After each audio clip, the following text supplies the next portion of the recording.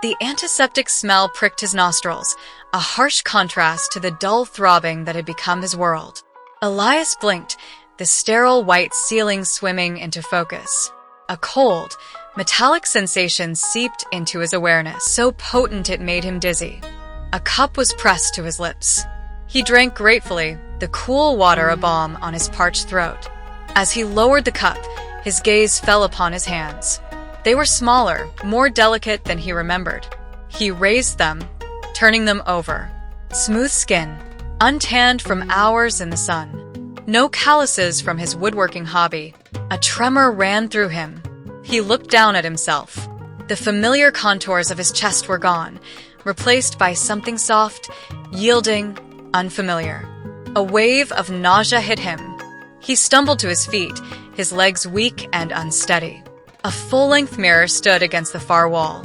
With trembling steps, he approached it. The reflection that stared back stole his breath. It wasn't Elias. It was her.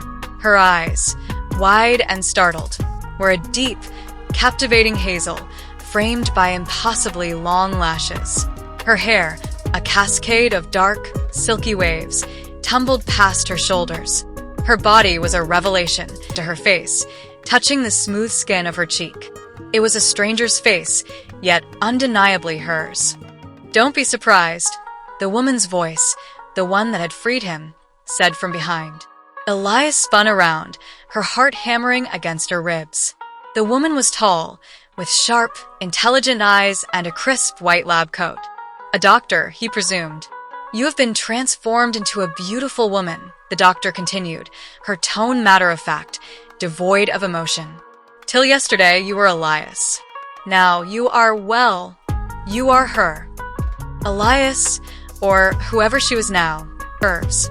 She instinctively pulled it tighter, a blush creeping up her neck. Glancing down, this body, so alien, and yet so intimately her own, felt both vulnerable and exposed. "Come with me," the doctor said, gesturing towards a door at the end of the room. Mrs. frayed nerves. They stopped before a large, imposing door. The doctor opened it, revealing a spacious room bathed in soft, natural light. The sight that greeted Elias made her breath hitch. The room was filled with women, dozens of them, perhaps more. They were all similar to her, dressed in various stages of what appeared she dismissed as fiction. "He has decided to make boys like you women," the doctor continued, her voice taking on an almost pedagogical tone. "And now, you will live your life as a beautiful woman. Dr. Stream will personally guide you, ensuring you experience every facet." Was that her old life was gone, replaced by a future she couldn't begin to comprehend. The suspense of what lay ahead, of what Dr. Stream truly intended, was a heavy blanket, smothering any hope of returning to who she once was. She was a woman, and her journey was just beginning.